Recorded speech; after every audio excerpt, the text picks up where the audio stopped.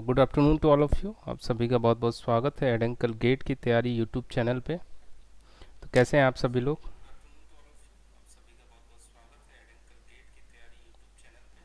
चलिए, audio video clear है। तो कैसे हैं आप सभी लोग? प्रिपरेशन अच्छी चल रही है? चलिए, बढ़िया है बढ़िया है। जुड़ जाइए, सभी दोस्तों के साथ जुड़ जाइए, अपने दोस्तों के साथ शेयर कर दीजिए, सेशन को लाइक कर दीजिए फटाफट।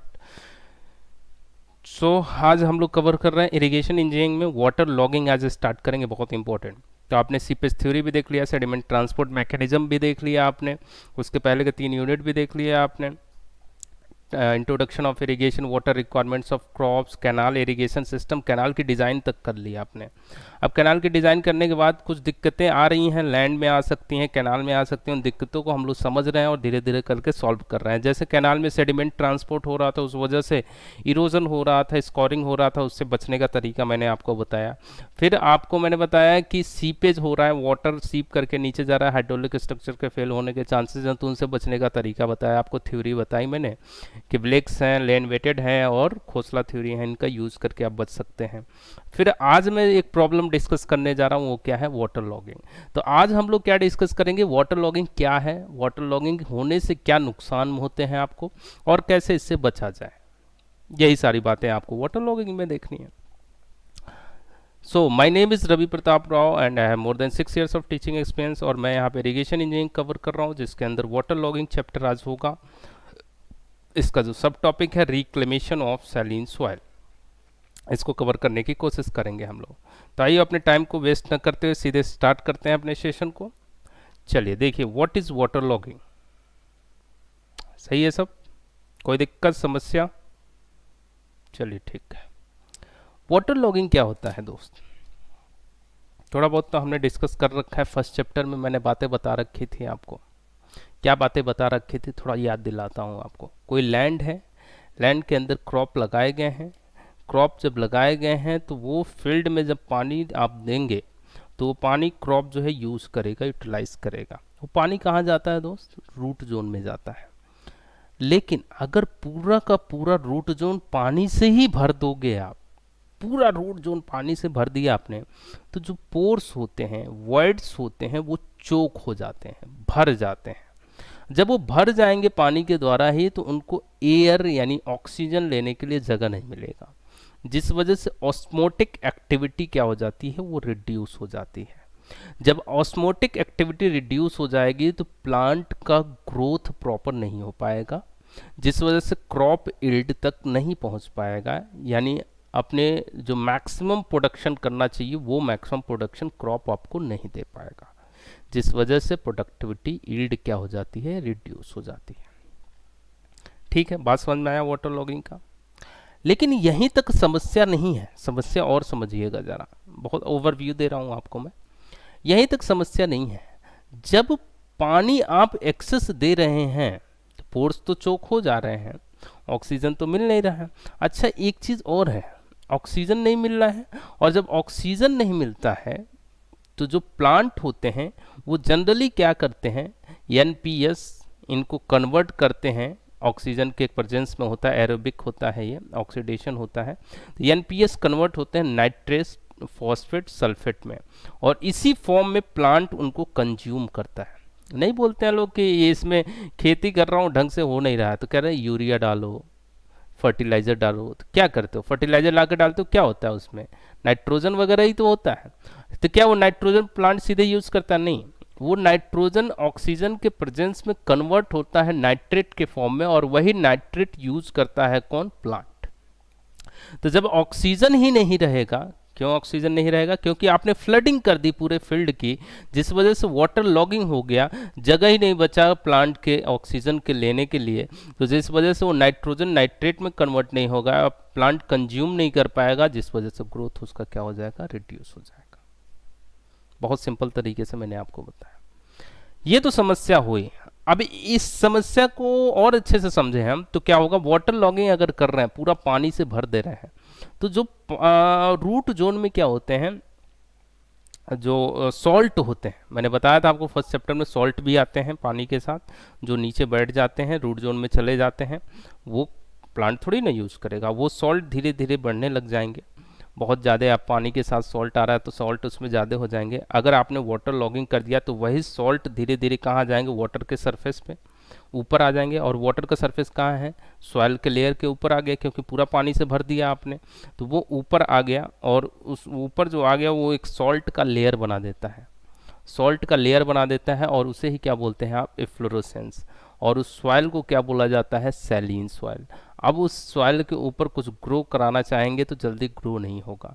कुछ ही क्रॉप्स हैं जो ग्रो हो सकते हैं, जो सॉल्ट रेजिस्टेंट होते हैं, वही क्रॉप ग्रो हो पाते हैं केवल। फॉर एग्जांपल अगर मैं बात करूं, ग्रास हो गया, वीड हो गया, बरसीम हो गया, बाजरा हो गया, फोडर हो गया, यही सारे क्रॉप्स केवल जो है ग्रो हो पाएंगे, और कोई क्रॉप ग्रो नहीं हो पाता है। तो उस सैलीन सॉइल को फिट करने के लिए, सही करने के लिए हम लोग फिर से कुछ तरकीब ढूंढेंगे, रिक्लेम करेंगे, जो कि आज का टॉपिक का नाम भी है, रिक्लेमेशन ऑफ सैलीन सॉइल। तो सैलीन सॉइल को हम फिर से रिक्लेम करेंगे, यानी उसे फिट बनाएंगे, फिट करेंगे कल्टीवेशन के लिए। अब कैसे करेंगे, उस सॉल्ट को कैसे हटाएंगे, इन्हीं सारी बातों पे ध्यान देंगे हम लोग। पूरा ओवरव्यू दे दिया, आई होप आपको समझ में आ गया होगा। चलिए समझते हैं आप वाटर लॉगिंग क्या है। An agriculture land is said to be water logged, an agriculture land is said to be water logged gets affected by high water table. जब हाई वाटर टेबल से अफेक्टेड हो जाता है तो उसी को क्या बोलते हैं आप, वाटर लॉगिंग बोलते हैं। ठीक है, सिंपल बात। The productivity of this land gets affected when the root zone of the plants get affected, when the root zone of the plant get flooded with the water in following ways। कैसे, plants requires nutrients, क्या चाहिए होता है, NPS in specific forms to be consumed। किस form में चाहिए होता है प्लांट को, ये नाइट्रोजन, फॉस्फेट, सल्फेट के फॉर्म में चाहिए होता है। Which are formed during oxidation reaction by aerobic micro organism. कैसे बनते हैं, माइक्रो ऑर्गेनिज्म एरोबिक रिएक्शन होता है, यानी ऑक्सीजन के प्रेजेंस में होता है। एरोबिक का मतलब क्या हुआ, ऑक्सीजन के प्रेजेंस में हुआ। क्या ये बात समझ में आ रहा है, तो ऑक्सीजन के प्रेजेंस में होता है, ऑक्सीजन के प्रेजेंस में होता है। अब if the root zone of the plants is flooded by the water, words in it gets choked। अगर ये रूट जोन पूरा पानी से भर जाएगा, एक सेकेंड रुकना मेरा,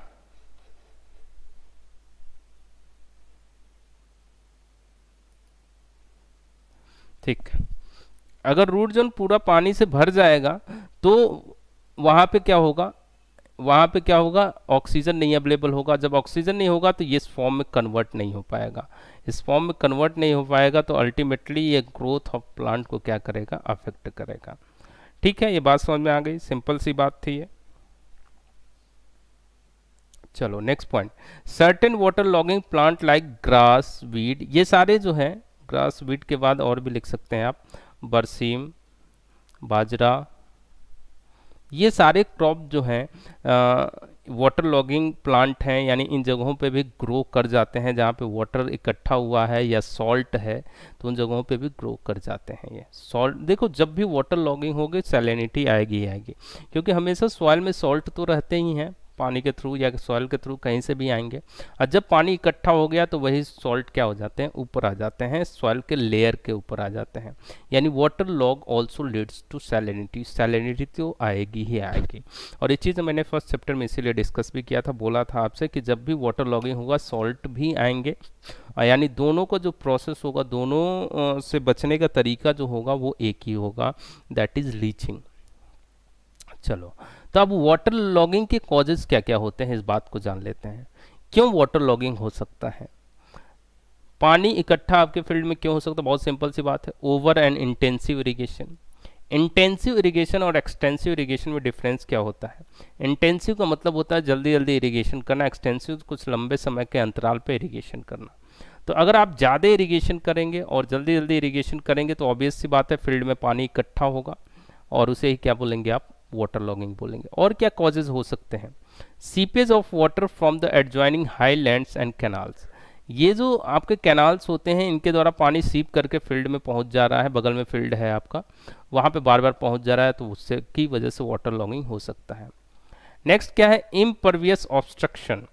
जैसे पानी यहाँ पे आया फील्ड में और यहाँ से एक इम्परवियस ऑब्स्ट्रक्शन है, या पानी निकल ही नहीं पा रहा है, ना इधर जा पा रहा है, ना इधर जा पा रहा है, ना इधर, ये पानी इकट्ठा रह रहा है यहीं पे, तो इसको क्या बोलते हैं आप, इम्परवियस ऑब्स्ट्रक्शन। इस वजह से भी वाटर लॉगिंग हो सकता है। नेक्स्ट है इनएडिक्वेट सरफेस ड्रेनेज, यानी पानी मेरे फील्ड में आया, मेरे फील्ड में पानी आया, अब ये पानी का ड्रेनेज ही नहीं हो पा रहा है, बाहर निकल ही नहीं पा रहा है, यानी निचले सतह पे होगा, ऐसा कुछ होगा, थोड़ा एलिवेशन इसका कम होगा शायद, वो पानी ड्रेनेज निकलने का, यानी पानी निकलने का कोई व्यवस्था नहीं है प्रॉपर, तो इस वजह से भी वाटर लॉगिंग फील्ड में हो सकता है।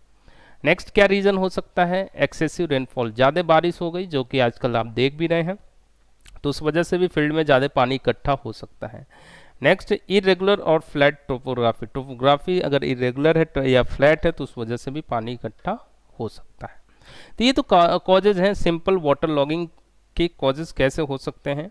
अब इनसे बचने का क्या उपाय है, जो कॉजेज हैं उन्हीं को क्या कर दो आप, उल्टा कर दो, तो क्या हो जाएगा, प्रिवेंशन हो जाएगा या कंट्रोल हो जाएगा। तो प्रिवेंशन और कंट्रोल ऑफ वाटर लॉगिंग कैसे बचाया जाए। देखो आप क्या कर रहे थे, ओवर एंड इंटेंसिव इरिगेशन कर रहे थे, आप क्या करो, एक्सटेंसिव इरिगेशन कर दो। यहाँ पे लिखा होगा देखिए, एडॉप्टिंग एक्सटेंसिव इरिगेशन। क्या हो रहा था, सीपेज हो रहा था, seepage of water from the adjoining highlands and canals. तो इसका अगर मैं यहाँ पे लाइनिंग कर दूँ तो क्या ये सीपेज हो पाएगा, नहीं हो पाएगा। So lining of canal and water course, simple, by providing efficient drainage system, by adopting crop rotation, by adopting high efficient irrigation techniques, आप जो है कंट्रोल कर सकते हैं वाटर लॉगिंग को। क्लियर है बात, क्लियर है। तो मैंने बताया वाटर लॉगिंग, अभी केवल आपको आइडिया दिया किसका, वाटर लॉगिंग का आइडिया दिया, लेकिन मैंने आपसे बोला water logging leads to salinity. जब भी वाटर लॉगिंग होगा सैलिनिटी आएगी ही आएगी। देखा भी होगा आपने, बारिश जब ख़त्म हो जाता है तो उसके बाद से जब कई सारे फील्ड में, लैंड में पानी सूखने लग जाता है तो एक दरार जैसा बना होगा दिखेगा आपको, वो सॉल्टी तो है, वो फिट नहीं है, लैंड कल्टीवेशन के लिए फिट नहीं है। अब उसे बनाना पड़ेगा फिट, कैसे बनाया जाएगा उसकी कहानी को समझेंगे हम लोग। So reclamation of saline soil, it is the process by which an unculturable land is made fit for cultivation. जो अनकल्टरेबल लैंड है, जिस पे खेती नहीं करी जा सकती है, उसे हम लोग फिट करेंगे किसके लिए, कल्टीवेशन के लिए। Saline and water logged gives very less crop yield, ये तो बात मैं आपको पहले भी बता चुका। Uh water logged area over the period of times become saline, एक वाटर लॉग्ड एरिया जो है, यानी एक फील्ड में पानी इकट्ठा हो गया कई दिनों तक, तो वो क्या हो जाएगा, सैलिन हो जाएगा। Hence to reclaim soil firstly water logging to be avoided. अगर आपको सॉइल को रिक्लेम करना है तो सबसे पहले तो वाटर लॉगिंग, जो पानी इकट्ठा हुआ है उसे हटाइए। कैसे हटाएंगे, अभी आपने प्रिवेंशन और कंट्रोल जो देखा वही करिए आप। तो क्या पानी हट गया तो सॉल्ट हट गया, नहीं, पानी हट जाने के बाद अब तो सॉल्ट आ गया है सॉइल के लेयर पे, अभी उसको हटाना बाकी है। Several types of salts are present in soil, some of them are beneficial for plant. अच्छा, जो सॉल्ट आ रहे हैं तो ऐसा नहीं है, कुछ उसमें बेनिफिशियल भी होते हैं, लेकिन मैक्सिमम जो देखेंगे जाए, while most of them are injurious for growth of plant. जैसे अगर मैं इंजूरियस वाले की बात करूं, कौन कौन से हैं, थोड़ा सा अगर मैं बड़े से लिखूं तो कौन कौन से हैं, ये हैं आपके Na2CO3, सबसे खतरनाक यही होता है, इससे कम खतरनाक 3 सॉल्ट हैं जो अगर सॉइल के अंदर आ रहे हैं, Na2SO4, और सबसे कम खतरनाक जो होता है वो NaCl होता है। तो मैंने जो है यहाँ पे आपको ऑर्डर के बेसिस पे लिखा भी है, ऑर्डर के बेसिस पे ही लिखा है आपको यहाँ पे। सबसे खतरनाक होता है Na2CO3, उससे कम होता है Na2SO4, और सबसे कम डेंजरस यानी इंजूरियस जो होता है वो होता है NaCl। तो ये मैंने ऑर्डर के हिसाब से लिखा है। ऑर्डर किसका ऑर्डर मैं लिखा हूँ, ये order of harmful effect. Clear बात। तो ये ऑब्जेक्टिव में बहुत बार आपसे पूछा जाता है, बहुत बार आपसे पूछा जाता है। चले आगे। हाँ, नोट द सॉल्ट्स, अभी बताया मैंने आपको, जो the salts rises up to the root zone and over the surface of the field and forms layer of thickness 5 to 7.5 centimetre by process termed as efflorescence. नहीं बताया, सॉइल के ऊपर एक लेयर में बन जाता है 5 से 7.5 सेंटीमीटर का, जिसे ही हम लोग क्या बोलते हैं, एफ्लोरेसेंस बोलते हैं। क्लियर है बात। अब इसे रिक्लेम कैसे किया जाए, इसे रिक्लेम कैसे किया जाए। Reclamation of salt affected soil is done by the process termed as leaching. किसके द्वारा किया जाता है, लीचिंग के द्वारा किया जाता है। किसके द्वारा किया जाता है, लीचिंग के द्वारा किया जाता है। अब लीचिंग क्या होता है मैंने बता रखा था। सॉल्ट आ गया है, उसमें आप क्या करेंगे, लीचिंग के लिए अलग से इरिगेशन वाटर के साथ देते हैं, पानी देते हैं। पानी देंगे आप, पानी क्या करेगा, वो इरिगेशन वाटर के साथ दिया, अलग से लीचिंग के लिए वाटर देते थे, याद है। तो ये पानी जाएगा उन सॉल्ट को डिसॉल्व कर लेगा अपने अंदर, यानी डाइल्यूट कर लेगा। अब फिर हम लोग उस पानी को ड्रेन आउट कर लेंगे, that process is known as leaching. तो इससे क्या होगा, जो पानी ड्रेन आउट करेंगे जिसमें सॉल्ट डिसॉल्व हो गया है वो बाहर निकल जाता है, वो बाहर निकल जाता है। तो क्या 100% सॉल्ट रिमूव हो गया, नहीं। अब क्या करेंगे आप, अब क्या, इस प्रोसेस को लीचिंग बोलते हैं। लीचिंग करने के बाद क्या करेंगे आप, उस फील्ड के अंदर, उस फील्ड के अंदर अभी भी कुछ सॉल्ट हैं, तो हम लोग उन क्रॉप को यूज करेंगे जो सॉल्ट रेजिस्टेंट होते हैं। सॉल्ट रेजिस्टेंट क्रॉप जैसे मैंने बोला, ग्रास, बरसीम, बाजरा, ये सारे क्रॉप हम लोग कुछ समय तक यूज करेंगे, उसे में ग्रो कराएंगे।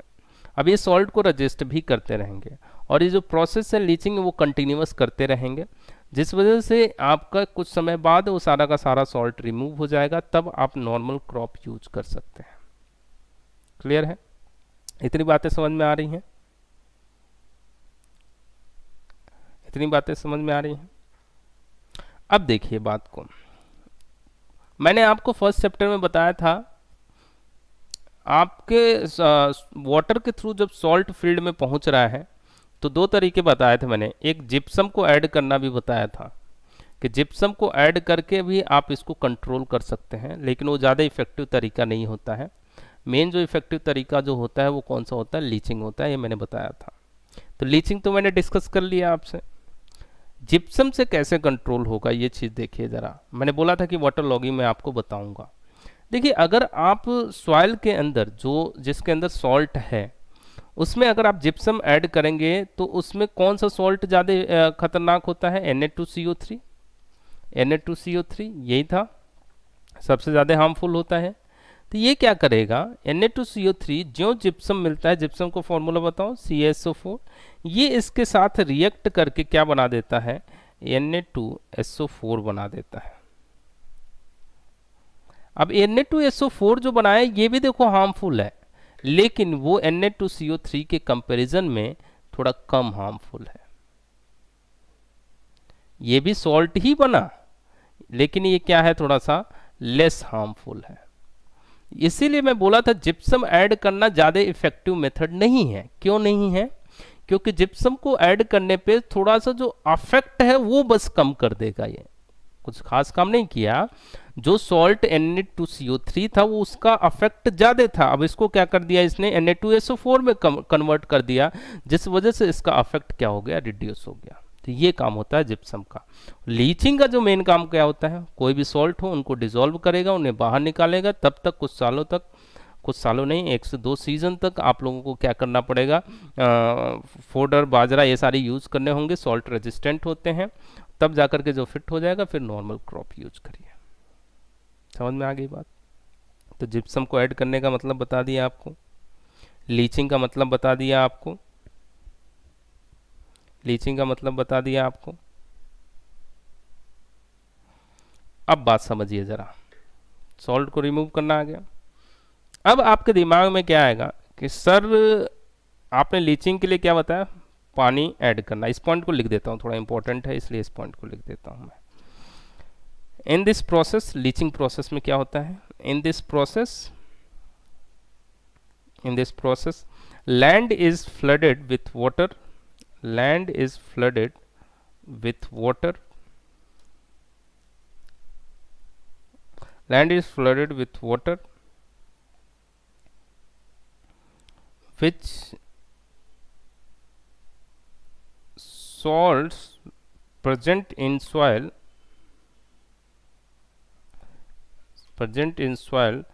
gets dissolved in it in it and joins the water table.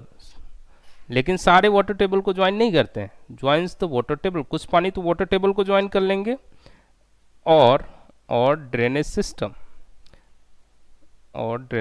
कुछ वो ड्रेनेज सिस्टम को ज्वाइन कर लेंगे. This process is repeated. कब तक करेंगे इस प्रोसेस हम लोग? Is repeated. इस पानी को ड्रेनेज सिस्टम को ज्वाइन किया तो ठीक, नहीं तो हम लोग ड्रेन आउट करते हैं, बाहर निकालते हैं. This process is repeated till the salts in top layer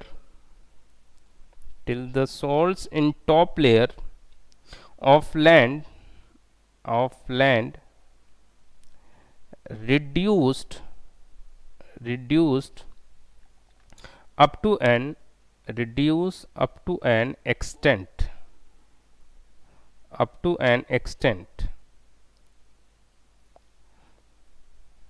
ये प्रोसेस आपको बार बार करते रहना है. उसी टाइम पे आपको क्या करना है? अप्लाई करना है कुछ salt resistant crop. Some salt resistant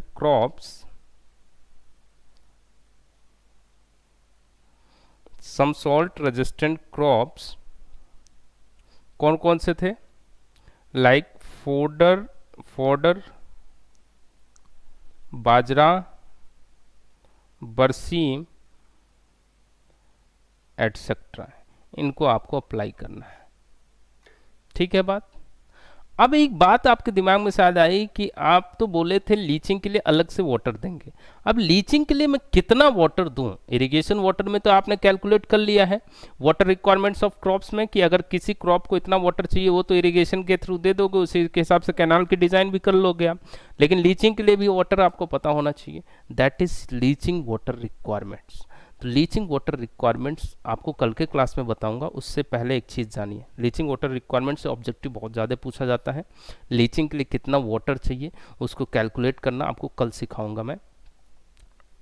लेकिन अभी सीखिए classification of saline and alkaline soil. इसमें जो सॉल्ट आ रहे हैं इनके बेसिस पे सॉइल को क्लासीफाई किया गया है. कैसे क्लासीफाई किया गया है अगर देखेंगे आप, पहला है सैलिन और वाइट एल्कली, दूसरा है एल्कलाइन सॉइल, इसी को नॉन सैलिन एल्कली और सोडिक सॉइल और ब्लैक एल्कली बोलते हैं. ब्लैक एल्कली इसलिए इसे बोला जाता है क्योंकि ये ब्लैक कलर का होता है और ये वाइट कलर का होता है, इसलिए इसे वाइट एल्कली बोला जाता है. तो ये सॉल्ट के बेसिस पे या एल्कलिनिटी के बेसिस पे हमने सॉइल को क्लासीफाई किया है. तीसरा है सैलिन एल्कली सॉइल, जिसमें दोनों मिक्स होते हैं, सैलिनिटी भी होती है एल्कलिनिटी भी होती है. कैसे क्लासिफिकेशन किया? ऑब्जेक्टिव में पूछा जाता है कि सैलिन सॉइल या वाइट एल्कली का इलेक्ट्रिकल कंडक्टिविटी कितना होता है, तो ग्रेटर देन 4000. इसका 4000 क्या? माइक्रोमोल्स पर सेंटीमीटर, ये यूनिट है. इसका लेस देन 4000, इसका ग्रेटर देन 4000. ये पूछा जाता है टेबल, इसलिए आपको दे रहा हूँ. ये फर्स्ट चैप्टर में भी मिल जाएगा या यहाँ पे पढ़ो या फर्स्ट चैप्टर में कहीं पे भी मिल जाएगा आपको. तो सैलिन सॉइल और वाइट एल्कली का जो एक्सचेंजेबल सोडियम परसेंटेज है वो 15 से कम होता है, ये 15 ज़्यादा होता है, 15 ज़्यादा होता है. इसका पीएच वैल्यू लेस देन और इक्वल टू 8.5 होता है, 8.5 to 10 के बीच में होता है. इसका लेस देन 8.5 होता है. मुझे पता है ये याद करना थोड़ा टफ है, लेकिन ऑब्जेक्टिव में इससे क्वेश्चन आते हैं बच्चों, इसलिए मैं बोल रहा हूँ आपको याद करना पड़ेगा चाहे जैसे भी करो. तो फर्स्ट चैप्टर में पढ़ना हो फर्स्ट चैप्टर में पढ़ लो, यहाँ पढ़ना है वहाँ पढ़ लो, कहीं पे भी आपको पढ़ना तो पड़ेगा. क्लियर है? तो अब एक चीज़ बस मेरा वाटर लॉगिंग में बचा क्या, मैंने ये तो देख लिया कि कैसे सॉल्ट को आप निकालोगे, कैसे जो अनफिट था उसे फिट कर दोगे कल्टीवेशन के लिए, वाटर लॉगिंग क्या होता है, उसके कॉजेज क्या है, कंट्रोल कैसे किया जा सकता है. बस एक चीज़ बचा कि लीचिंग के द्वारा जो आप सॉल्ट को हटा रहे हो वो लीचिंग के लिए वाटर कितना देना पड़ेगा, यानी लीचिंग रिक्वायरमेंट कितना होना चाहिए. यही चीज़ हम लोग कल के क्लास में देखेंगे. तब तक के लिए मिलते हैं हम लोग नेक्स्ट क्लास में. और कोई डाउट है तो बताइए.